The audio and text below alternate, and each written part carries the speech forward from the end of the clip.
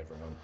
Welcome to Desert Sage Podcast. I'm your host, Greg Bedford, coming to you on the 29th of March, 2026, from my home in western Arizona desert. I'm going to be presenting a little bit different video for you today.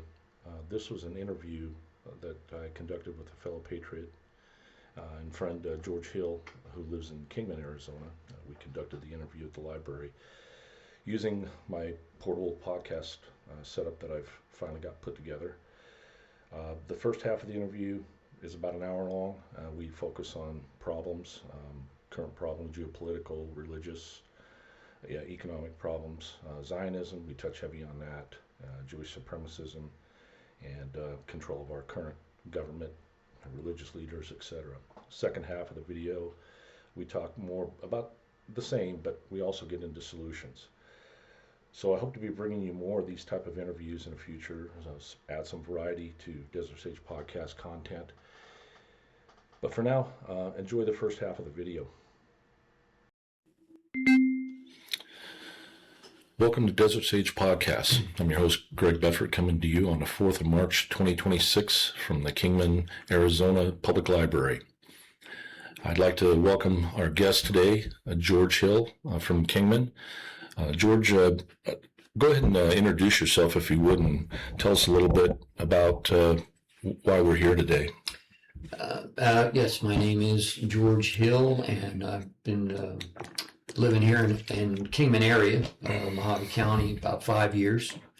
Lived all over the United States. I'm 73, and I've gone through a lot of changes in my viewpoints over the years. I've always been had a conservative bent, but I've transitioned more away from a blind trust in government and more of critical thinking and looking at the things that are happening around us and how it's affecting the state of liberty.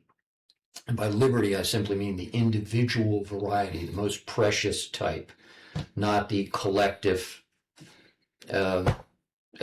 airsats variety that the governments of the world are trying to sell us. Be happy, you don't own anything, and so forth. So, and we need to get back to our roots of that, is the foundations of liberty. What is it that brings that to us, and how do we preserve it? So, and my friend here, Greg, is of like values. We share a lot of values that are the same, and I believe that it's people coming together like this, of like mind, that start exchanging ideas, because it's really through the exchange of ideas that liberty is preserved. So now you have your own video platform where you go out every week, or one weekend a month, and it's the Kingman Emergency Broadcast. Can you tell us a little bit about that and why you got started doing that? Yeah, we did that, me and a few other folks, we started 4 years ago in February, in response to then Department of Homeland Security head Alejandro Mayorkas's establishment of the Disinformation Governance Board, a really Orwellian kind of apparatus that was going to be for our own good and safety and so forth, and that was going to tell us what we could trust as being accurate in news and so forth, and what we shouldn't believe and all that. Immediately, there was a big backlash from the general public, which was a good thing. It just kind of blew up in his face. He had said he was going to put the disgraced pseudo-journalist, I guess you call her, Nina Jankowicz, who said there was no such thing as a Hunter Biden laptop. So we knew what happened with that. Anyway, within a month, it was pretty much dead in the water. They swore up and down they dismantled it, but its spirit is alive and well, still here 4 years later. And they just did a tag team exchange, I believe, because his replacement, Kristi Noem, former governor of South Dakota, was pretty much carried on the mantle of that without the open acknowledgement of a disinformation governance board. So we started with that in mind, and you can go there, bitchute.com, and then in the search bar, just put Kingman AZ, Emergency Broadcast. That'll bring up all of our previous broadcasts. The first few months we weren't recording, so it begins in September, I believe, of 2022. And basically, we open with addressing current events that are happening, and what's behind all that, and what we can do to resist that. We believe that freedom begins right here in your intellect, your mind, right? And asking the right questions and being armed ahead of time with facts, historical facts, and so that we can counter these this propaganda, really, is what it is. So that's our motive. Yeah. You and I, we met, I think the first time we met was at a Board of Supervisors meeting. Yes. And I think it was during Supervisor Angus's proclamation. It was in response to Supervisor Angus's proclamation in support of Israel's right to defend itself type of thing, how that was worded. Can you talk a little bit about that and your response and things you talked about and the deception that particularly Christians, and I know you profess to be a Christian, and we can define that because there are various different types of Christians, as we know. Yeah. But could you expand on that a little bit? Talk a little bit about that experience that you had and your response. Yes, I remember that very well. Then Supervisor Angus, who is now a state senate in our state government for this area here, she had just been given the gavel to be the chairman for the supervisors, and immediately the very first thing, and this was, I guess this would have been January. Just a few months right after the October 7th, 2023 Holocaust, as they put it, over in Israel. Anyway, she wasted no time. It was virtually the very first thing she did when she assumed that gavel. And just ramrodded the thing through. The other supervisors all pretty much just kowtowed, rolled over for it. And then in a week or so following that or wherever, a number of us came down to address why we felt that was wrong, that it was inappropriate. First of all, because at the county level, this is an international issue. Foreign affairs and stuff like that. It is a waste of our time, and then also, I brought up when I had my time to speak. I just brought up the issue. Hey, we have a Muslim community here in Kingman. It's been here for over 30 years.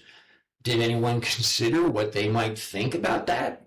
Because Angus, she said, this is speaking essentially by making this proclamation, this resolution. She is speaking for everybody here. And that's just totally, utterly inappropriate. So, and myself and Greg and a few others brought up the issues of a little background information about the origins of the state of Israel, which are pretty dark. And of course, she just went ballistic on Greg. And after he spoke, I can't remember if I spoke and then you, or I forget which order it was. But anyway, as he walked away, she called out, "Now I know you are my mortal enemy." It was like, whoa. Anyway, so this kind of stuff went viral, and the state had already passed a resolution for this, not to mention what our worthless, sold out federal Congress has done. So it pretty much fell on deaf ears. So, but we're not giving up. We're still going to speak out against this. So, yeah. Well, I've been to several of your emergency broadcasts in Kingman and can you tell us where you do that again? That's at Locomotive Park in downtown Kingman, the old heart of Kingman, right on Route 66, and right behind me, and if you'll see the videos, is the big locomotive. 3759, big Baldwin locomotive on display there. So it says Kingman, Arizona in the background. If anybody wants to find me. Well, I've been to several of them, and one of the topics that you and I both agree on, and one of the things that I think we can discuss here in terms of what's destroying our country now, and that is Zionism. You've spoken several times during your broadcasts about the evils of Zionism. Could you just talk just briefly for a lot of people, because you and I have discussed before, Kingman, Arizona, demographically consists of a lot of Christian Zionists. Oh, yes. And religious leaders in the churches, the Protestant and not so much in the Catholic churches that I see, because there is from what my information tells me, is there is a rift between Catholics and obviously Zionists at this point. Christian Zionists, too. We need to define those two. Christian Zionists. So could you talk a little bit about Zionism and from your perspective, and how you see it is infiltrated not only our government, but our other major institutions, to include the media, Hollywood, education, finance, all of those? Yes. I am a Christian, and I'm always happy to talk about my views. My lens that I will see things through would be God's Word, which we would call the Bible, and I'm always happy to talk about that. But there is also, I believe, there's a tremendous ignorance. I refer to it as both a biblical ignorance and also secular historical ignorance on the part of the general public. And I believe that's by design, because of our now many generations of compulsory government education, which is really indoctrination. So it does not teach critical thinking. And, excuse me, I'm 73. So, and I had the benefit growing up, and I was raised in the Roman Catholic Church, and I did have a very good, solid background or learning experience. I went to a grammar school, for one thing. It was a private school, but my friends who attended then what we call public school got the same basic education, critical thinking education, and so forth. So I went all through that. And I've always respond to anything that I look at skeptically by questioning it. I was actually taught to question authority respectfully, but intelligently, right? So I began to learn about growing up in that church, but I have been a Reformed Protestant in my view for about almost 30 years now. And that's another story. But I began to learn about Zionism in both of its main forms, what is called Christian Zionism, which actually predates secular Zionism, which is something else entirely, because I never heard about these terms growing up in the Catholic Church. Nobody ever said that people who called themselves Jews were special, or that they were entitled, they had a different relationship with God or anything like that. So as I began to look into that, and that was about 25 years after 9/11, that raised a lot of questions. And I began to learn about Christian Zionism, which I believe is a contradiction in terms. You can be a Christian and you can be a Zionist, but you cannot be a Christian Zionist, and I'll explain why. The Zionism, or Christian Zionism, or what is commonly referred to as Schofield futurism, or dispensational theology. Yeah. This is a relatively new development in the church, because, and when I say the church, I mean the New Covenant Church, which is about 2,000 years old now, because the New Covenant was established with Christ and his coming and announcing that, and his subsequent death on the cross, resurrection, all those things. And we are now under a new covenant, not the covenant of Sinai or through Moses of works, but now by grace. And it's open to everyone, anyone who would come and believe by faith, right? But this, what I consider to be heresy, heretical teaching, it's not just an alternative eschatology view. It's not. I used to think that way, but it's not. It's blasphemous. It turns the gospel upside down. It actually puts people who say they are Jews on a separate track. Prominent pastor, evangelical pastor John Hagee, Hagee, anybody can look him up and find out what message he teaches. He actually tells his congregation, he's down in a big mega church in San Antonio, I believe, do not share the gospel with Jews. They are already in covenant through the old. Anyway, that's certainly not what Jesus taught. Anyway, so this is a relatively new. It's only about 150 years old. It began with John Darby out of England, Ireland in the early 19th century, and then developed, but didn't take a deep hold until a fellow by the name of Cyrus Scofield came along in post-war between the states.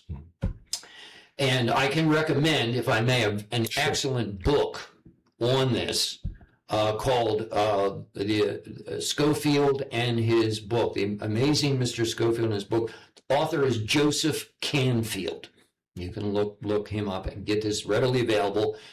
It will explain in great detail about this really con man. He really was a con man entirely, and his so-called Scofield Bible, which is now published by Oxford University Press, which is owned by Jewish Zionist billionaires or whatever. I mean, it's nothing to do with Christianity. He is still listed, Cyrus Scofield is still listed as the editor on that book, and they keep revising it. Right. Anyway, this teaching, Christian Zionism, is antithetical to the basic gospel of salvation through Christ and forgiveness of sins and so forth, right? Antithetical. Turns it on its head. But this met up with, and I would call it the marriage in hell of secular Zionism, which first reared its head in the 1890s, late 19th century. It is generally regarded that Theodor Herzl, Herzl, is the father of secular Zionism. Now, he was a European Jew. An atheist. And an atheist. I believe he lived about 1860 to 1904, roughly, there and but he published a book entitled in German, Der Judenstaat, or the Jewish State, in which he outlines in quite great detail his dream of establishing a secular, he made that very clear, secular Jewish state. They considered various places, but it quickly evolved into going back to the Holy Land in what and it was called Palestine. And Palestine, again, back to what you said, it was not the first place they had considered. No, they considered a place in what I believe is present-day Uganda in Africa. And if they had chosen that, it might not have been so bad because it was not populated. There was nobody there, and really, literally. And so they really wouldn't have disturbed much, I suppose. But they decided, no, the Middle East, and it was going to be what was known as Palestine then. They established a Palestine, a colonial, they actually used the word colonial mechanism. I don't remember the exact name they gave it, but they had a colonial bank of Palestine. And they were very open about what they wanted to do. They wanted to go there, buy land. At first, they did buy land. They were welcomed openly by the Palestinian Christians and Palestinian Muslims and some Sephardic Jews who had never left the area. that could actually trace a connection blood-wise with Abraham, but they were a very tiny number. Anyway, these people welcomed them with open arms, and they gained their friendship. But right from the beginning, their intention was to take their land away. There is no question about that. That is very well established. And this was, of course, established, through the Rothschilds after World War II. The intention was, like you said, if you read Elon Poppy's book, The Ethnic Cleansing of Palestine, the Ergon and these other Zionist terrorist gangs, and that's what they were, had other intentions all along. They were the predecessors of the IDF today, the most moral military in the world, we're told. Yes, these are all, and again, that book, Elon Pappe, Pappe, by the way, he is Jewish. He's a secular Jew. Very brilliant man. I've listened to many of his talks online about this. He wrote this book about 2007, The Ethnic Cleansing of Palestine. He's an Israeli citizen, but he lives in England. He can't safely live in Israel, a democracy, because of his convictions concerning what has really been going on there. He's an historian. Yes. And one of great principle. He believes in telling the truth, the whole truth, and nothing but the truth. However, it falls, warts and all. The book, I read it a few years ago. It was and I'm a prolific reader and a very eclectic reader. It was the hardest book I ever read in my life. Not because it was difficult to understand, but because it was gut-wrenching. And just the first chapter on Plan Dalet, which is the fourth letter of the Hebrew alphabet, it has like 20 pages of footnotes. I mean, this thing is thoroughly documented. He takes excerpts from Ben Gurion's diary. Anyway, if you have not read that book, you really don't know what's going on over there and the backstory. And you talked about the Christian perspective on Zionism, and you talked about the historical, bringing in Poppy's book, the historical perspective of Israel and how it was created, and we talked about the Balfour Declaration. And could you briefly touch on Judeo-Christian and that term, that oxymoron? There's a loaded term, if there ever was one, and a recently new, it's about 90, I think it was coined back in the 1930s, and it was heavily promoted back then by I believe his name was Weissman. I think Stephen Weissman. He was the head rabbi for America at the time, USA. And he also famously said, Judaism is communism and communism is Judaism. That's a quote from him. This is what the foundation of their belief was. And so he started promoting that term, and many others who were promoting this whole idea of, we wouldn't have an American history without the Jews. It's like they were here from the beginning. Now, granted, yes, there were people who called themselves Jews who immigrated here, going back. And yes, we all know George Washington visited a synagogue, I believe, in New York. But none of this proves that they had anything in common with the goals of the founders, which was to establish a republic based on the rule of law, right? And not on, and not, certainly not democracy, not, 51 out of 100 wins the day. So mob rule. Yeah, mob rule, essentially. And if I may interject here too, this is where, again, not having some basic knowledge of the foundations of our own country is how people can be easily swayed into believing this nonsense. And that, the Jews, what will we do without them? And that's how it takes hold in the mind of Christians.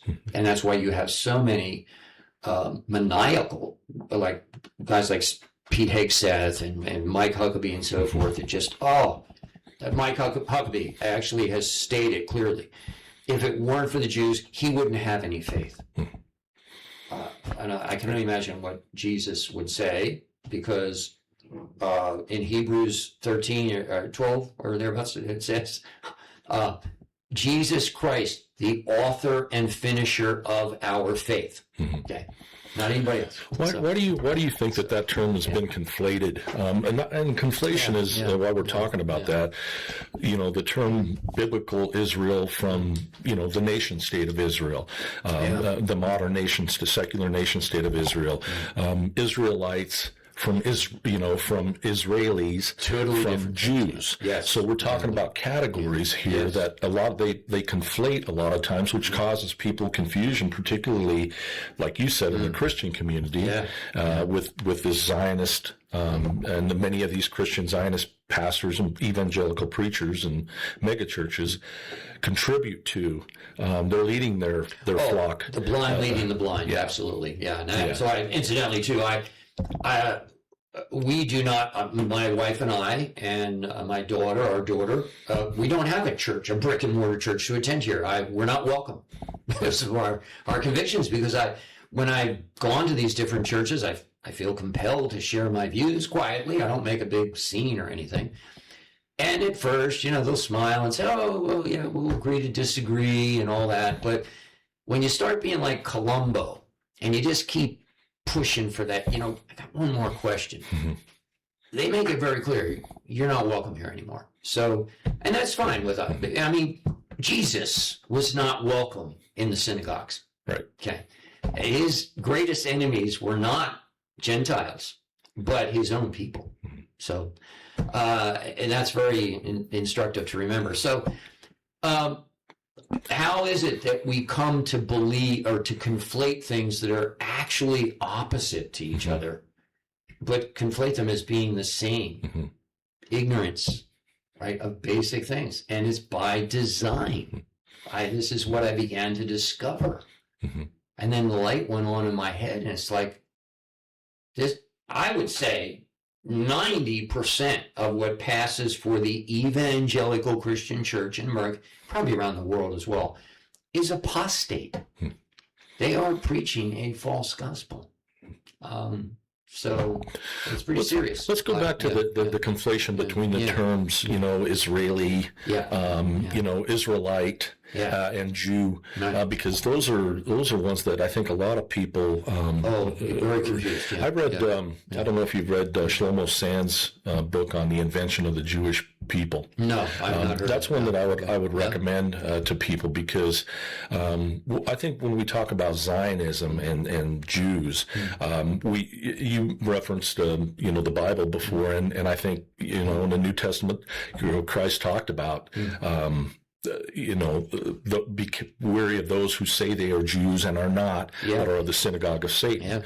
I have, just for reference, I don't know if I told you this before, but I also have a Protestant Christian background. I was a confirmed Lutheran. I went through parochial school for 8 years and had a Christian, my understanding of Christianity at the time, and I remember even back then that we were taught reverence for Jews as God's chosen and those things. And when you start questioning those things, well, what about the rest of us, or what gives them the authority or the right to violate moral law, and everybody else is treated differently. So we have two different sets of standards here. And I had the hardest time, growing up trying to wrap my head around that. But again, as you grow, mentally and intellectually and spiritually, in my case, I consider myself spiritual.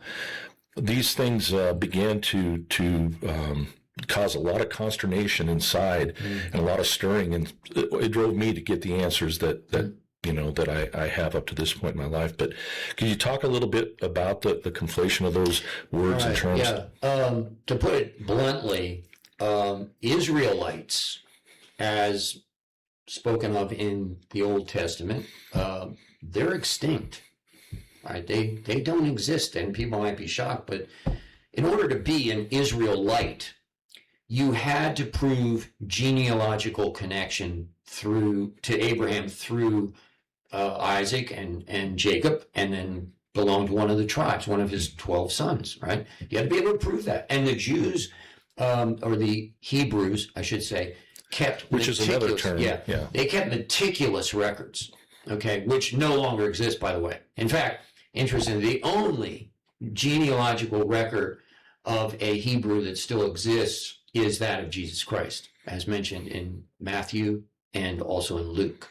Okay, they're the only ones. Now, you can say, I don't really believe that's a real genealogy. It's fine, but that's it. They're the only ones. And that's where we connect God's only begotten Son through into humanity, right? Because Christians believe that Jesus is God in the flesh, right? It's a very unique thing in religion. Now, so the term Israelite cannot be conflated with Israeli.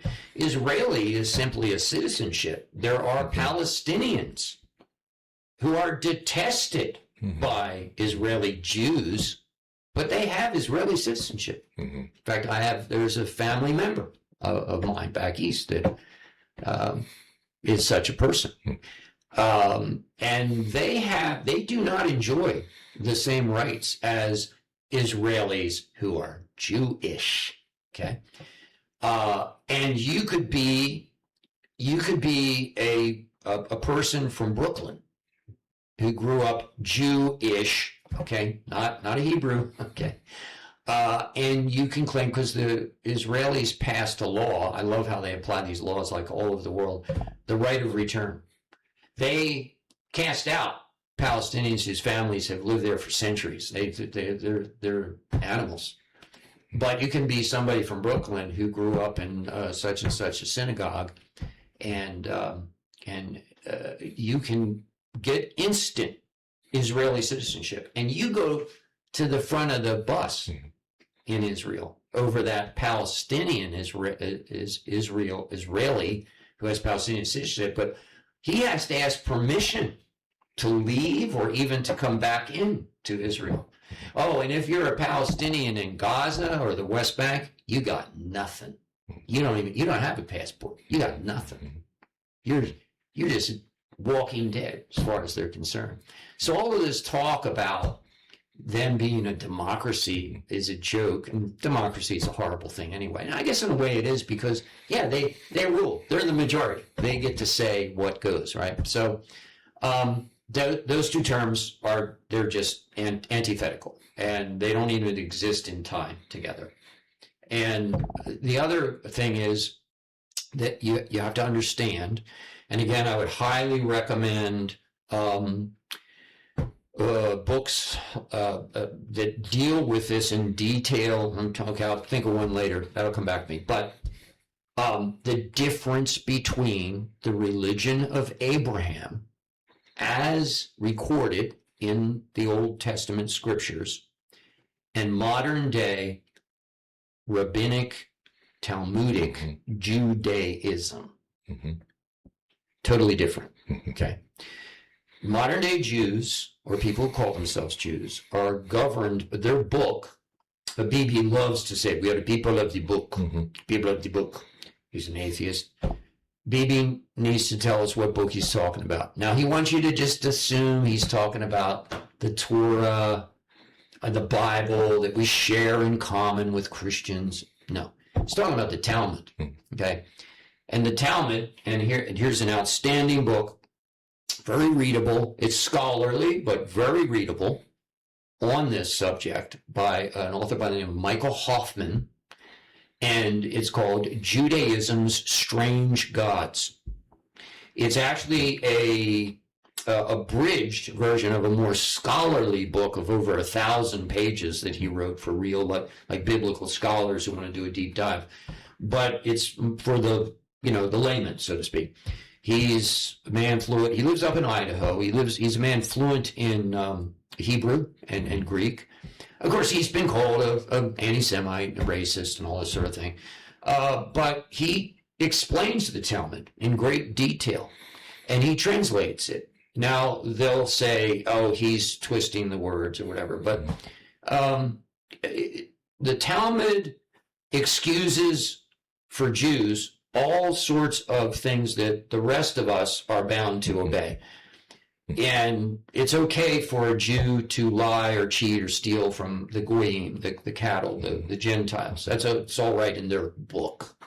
Okay, now we know, even if you're an atheist, but we all have a conscience, right? It's what sets us apart from the animals, right? And we just know these things are wrong. They're just intrinsically wrong.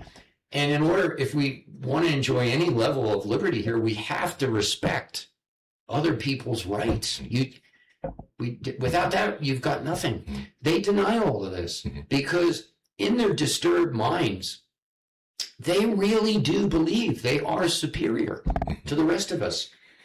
And sadly, I'm appalled that there are so many Christian Zionists that are aiding and abetting. Well, you talked about the Talmud. Let's touch on that for a minute, because Christian Zionism, we talked about how antithetical, the term Zionism and, Christian is. Can you touch on the Talmud and for an example and give us an idea in your research how antithetical it is to Christianity for those that still believe that God will bless those who bless Israel and God will curse those who don't, the Genesis 12. Oh, yes. The third rail of dispensational theology, Genesis 12:3.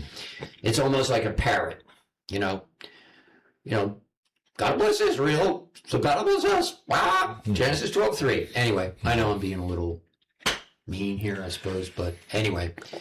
That passage is taken totally out of context. First of all, Abram, he was not yet Abraham. Abram means exalted father. Abram was an idol worshiper out of the Chaldean area of the Middle East there.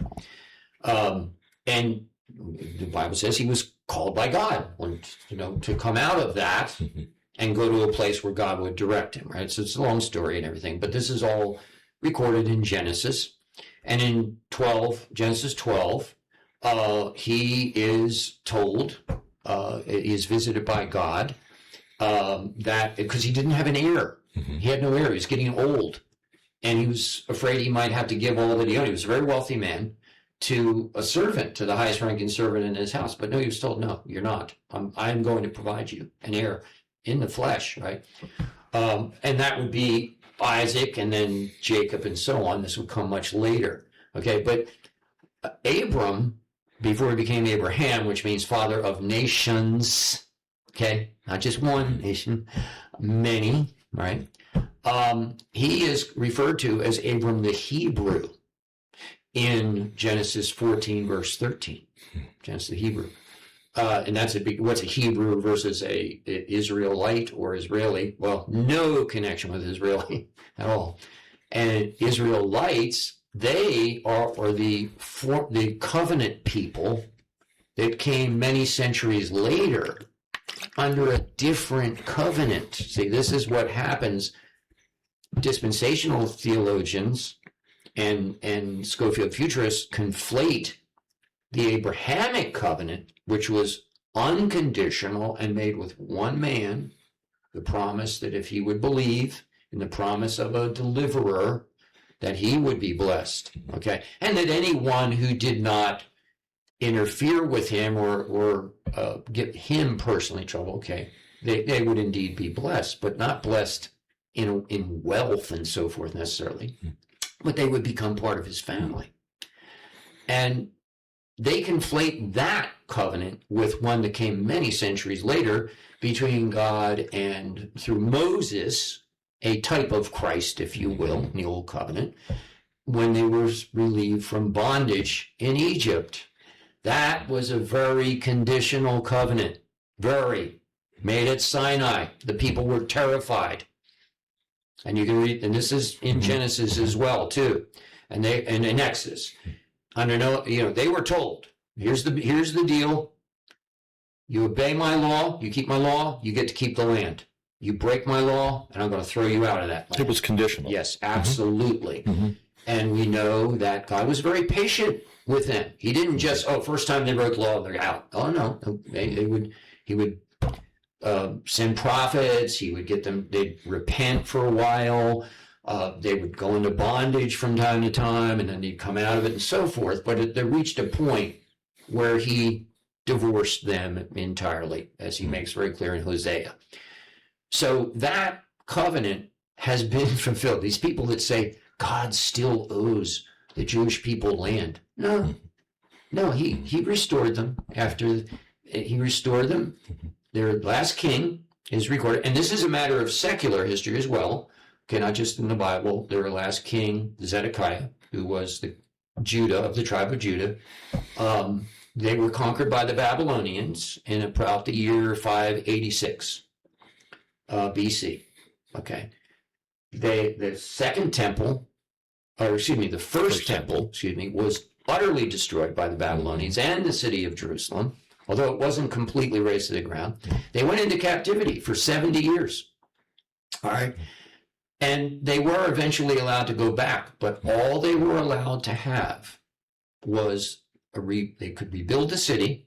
And this was done incidentally under Cyrus, who had conquered the Babylonians, which is why they got released. And he's a Persian, present day Iran. Okay. That's Cyrus, not Donald Trump. Donald Trump is not Cyrus. Okay. Anyway, so he allowed them to go back. Can I pause you for just a second? Because I think you touched on something here that historically there may be a correlation to what we're experiencing here today with Cyrus and Persia and Iran. Whether it's a historical feud or we also you talked earlier about. I wanted to get back to the Talmud and the conflation. I know I don't want to spend too much time on the historical aspect of Israel and all that. We'll get into what I believe has brought us to where we are today historically and those correlations. But could you go back to the Talmud and this Judeo-Christian thing, and can we touch on that a little bit? And if people understood what Talmudic Judaism is, because there are a variety of factions of Judaism, just like Christianity. Someone will say, well, the Talmud's never mentioned in the Bible. Well, not that word, but in both Matthew 15, and then in Mark 7, very explicitly, Jesus condemns what are referred to as the traditions of the elders. Who are the elders of? Well, the Pharisees. Even by the time Jesus began his public ministry, when he was about 30, Judaism, or the religion of Abraham, had already devolved into a sacrilegious thing. It was bad. Okay, and Jesus came to confront all of that. And so they had what were known as the traditions of the elders in his day. Now, they were oral. They'd memorize these things. And they were always changing. They would just lay these burdens on the people. Like in Mark 7, there's this, it starts out with the Pharisees criticizing, you let your followers eat, they eat without washing their hands. Okay, read it, the whole chapter, Mark 7. And it's like, wow, that's such a horrible thing. They eat without washing their hands, because they were observing them picking kernels of wheat on the Sabbath, like horrors. Anyway, so Jesus says, "Well, did Isaiah say of you, that you burden the people with these things that I God, here he is declaring some God. I never required these things." And it is not. He makes this reference to human biology. It's not what we take in that defiles us, because they had all these rules, the 610 dietary laws that they still you have to keep. It's not what we take into our bodies that defiles us, because that's eliminated through our daily business, right? It's what comes out of the heart. This is where our and what you take into your mind, yes, as well. And what you lorded or you burden these people with things. So he condemned all that, and it's told. This is when Jesus declared all things clean. So there's no more, oh, you can't eat pork, you can't do this. Okay, now they insist, the Pharisees of today insist, and there's some even Christian denominations that are into that nonsense. So would it be fair to say then, we didn't really get into some of the, the verses of the Talmud, the Sanhedrin, the verses that, defile Christ and all of those things. Explicitly, so we'll skip over that for now. But would it be fair to say then that Christian Zionism, that brand of it, as you've described, has infiltrated Christianity in general and defiled it, and is Christian? We have a lot of Christian Zionists, obviously, in Congress, and Trump himself is obviously a Zionist.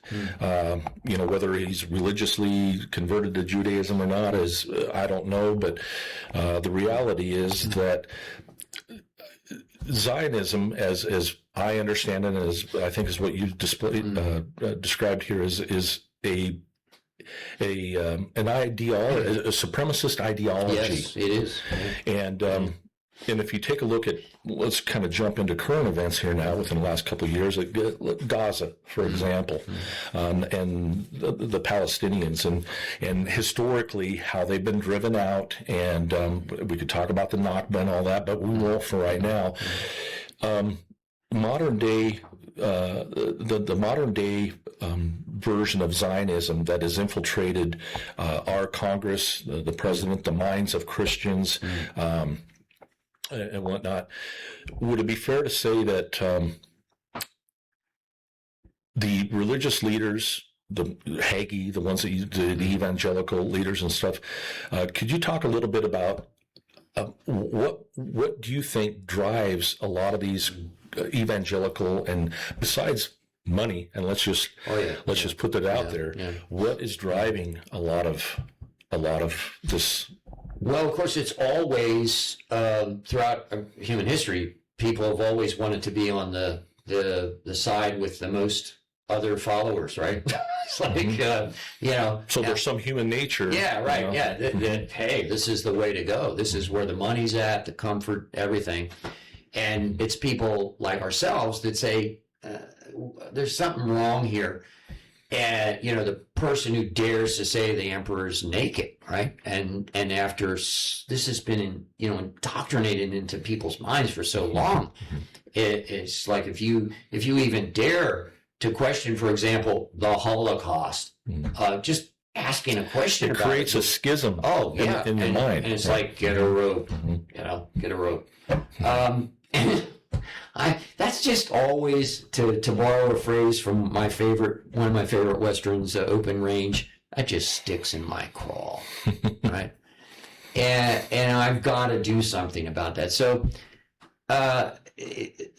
you cannot overstate the damage that Zionism, Christian Zionism, has done not only to the Christian faith, genuine, the real one, based on Christ and all, but to liberty. Because liberty doesn't come from government. Okay? It is not our tendency as fallen creatures to let people be free. Let's face it, we all got a little totalitarian in us. And if we got hold of some power, we likely would abuse it. Someone once said, the best of men are men at best. And so it requires a person, whether they're a Christian or not, to be under what we would call constraining grace or whatever reason to resist that. That does not come naturally. And if we want liberty for ourselves, we must have it for all people, right? That's critical. And that was here at the beginning of our nation. However critical people want to be of the founder, they were racist white men, they owned slaves, and all this. Newsflash, nobody's perfect. Okay, I don't seek perfection this side of eternity. It ain't happening. Right. But Christian, again, I don't want to cast dispersions on Christians who, because they have been indoctrinated. Yes. They have been indoctrinated, and it's very difficult for them to square what has happened in Gaza to not only Palestinians and Muslims, but Arabs and Christians as well. But it's the wanton disregard for innocent life is the thing that Zionism, that there is no boundaries to this ideology. It's the ends justifies the means. And if we got to create this greater Israel project, we can touch on that a little bit too.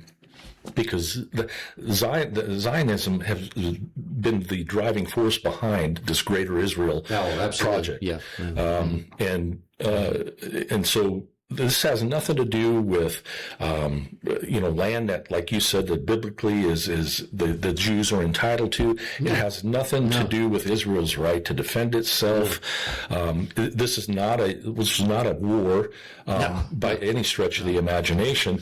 And so, how is it that you think? Is it just the cognitive dissonance in the minds of Christians that they can see this happen and not see the contradiction between what Christ taught and what and what they are cheering on, and from what I've seen, and endorsing?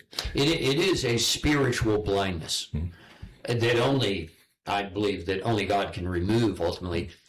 But God tends to, he doesn't have to, but he tends to historically use human instrumentality. And that's a great privilege of you, whether you believe in God or not. And I believe he uses a lot of unbelievers. And here's my personal experience over the last few years. I know atheists who have a better grasp of what the Bible is really all about than people who sit in a pew every Sunday and piously, tithe and pray for Israel, and that's which is so appalling to me. And so I have a closer kinship, if you will, with unbelievers even, because I don't feel the need to force my religious convictions on anybody. And we shouldn't. Nobody should be doing that. Right. I would rather have a principled atheist in the White House or anywhere else, somebody who really believes in the right of every individual person to have pursuit of happiness. And if I may touch on that expression, you ask every person today, what is it? Pursuit of happiness. I can do whatever I want, man. Do whatever I want. No, it meant in 1776, your right to follow your conscience without fear of being punished for that. Okay. Now, some wag will say, well, what if your conscience tells you like to have sex with little kids? That ain't your conscience speaking, pal. That's your flesh. Do not conflate your conscience will never tell you to do anything evil. It will never try to convince you to justify evil. And that's what's happened, I think, with the Christian church today, is they're like stealing themselves. They know that's wrong, but we just gotta let them do this because Jesus is coming back for them, and we have to protect them. And it's like, no. You think a lot of it, too, is that when they reach that point where they can no longer deny the reality of what's occurring in front of them and their own faith, this goes to the core of who they identify as a Christian. Yeah.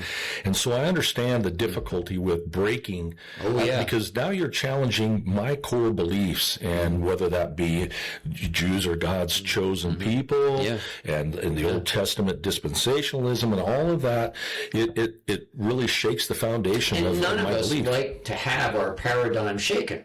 Right. We don't. I admit to everybody, I hate change. I don't like change. But I like things to stay the same. Although right now, we do need some and just to use this expression, regime change. Okay, if we ever needed a regime change, we need one right here. And yet, we don't need to be going about it the way these people who promote regime change as something legitimate. And just look how that concept has taken hold in the average American as something that it's legitimate for government to do.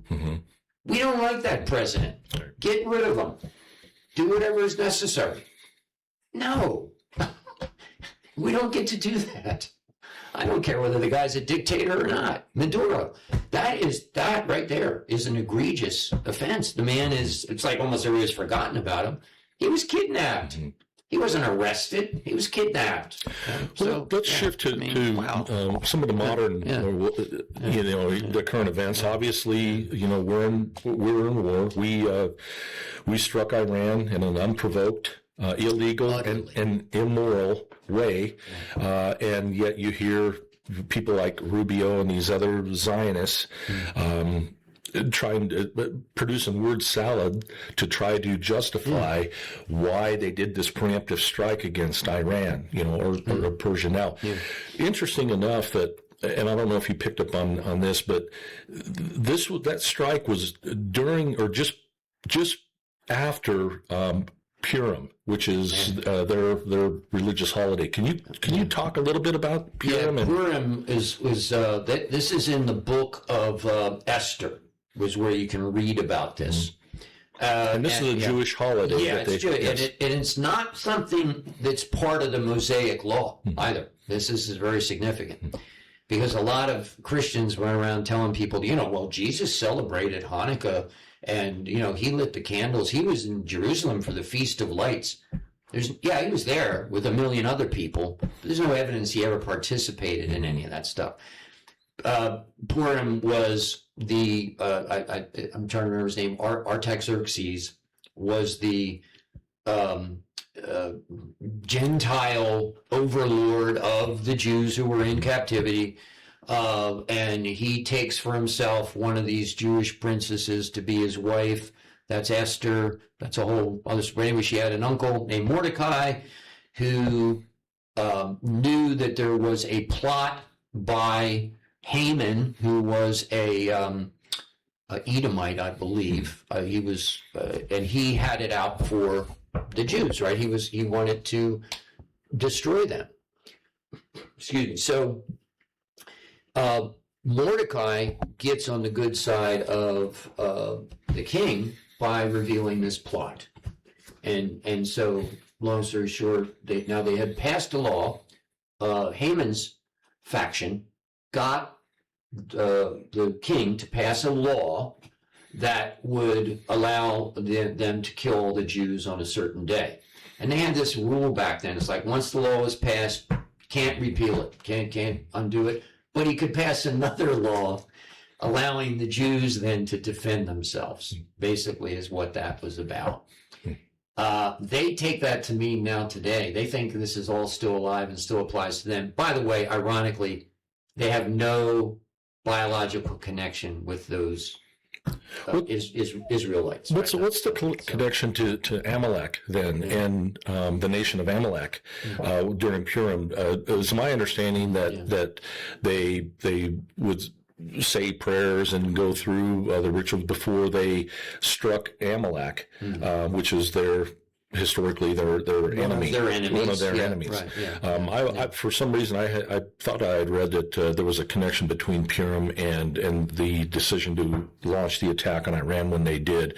But we can move past that. They attack, and this is how they take advantage of the ignorance of most people. And I don't pretend to be an authority on all this, but they love to pull this stuff out and then have it relate to them today. And so this gives us moral foundation to do what we had to strike them because they were going to strike us. Baloney. Right. Okay. And this is just an abuse, utter abuse of God's word. And they're, if I will, Talmudizing the Bible.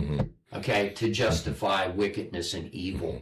And they will answer to God for that. I have no doubt. So, the whole concept of, if you knew for a fact that your neighbor across the street was going to kill you, you had credible evidence that, you went to the authorities, they're not buying it, and you just decided 2 a.m. you're going to blow them away. You're going to go to prison for that. Okay, period. End of story. But when you do it on a big scale, when a government does that, it's like, okay. No, it's not. Well, a lot of these, these attacks that over the last, 30 some years or so, I would argue that Israel has provoked has been the provocateur of a lot of these wars and attacks that have occurred, up to and including October 10th, or October 7th, I'm sorry, and most recently, this attack on Iran. Prior to that, people, they want to put these contexts, the media, obviously, the Zionist-controlled media wants to put it's Israel's right to, defend itself, and they want to frame it in those narratives and stuff to try to convince people that what they don't see, though, is, number one, when the history is convenient for them, they want to only go back to October 7th and the brutal attack from Hamas. But otherwise, now you got Trump going back to 1979 when it started back in 47 years. 47 they've been trying years. to get their liberty back, and we want to help. We want to liberate them. Right. Oh, you mean liberate them again? The year I was born, 1953, our CIA liberated their duly elected president, Mahmoud Mossadegh, and pretty much put him in a gilded cage until he died, and installed the brutal Shah who did our bidding for 25 years.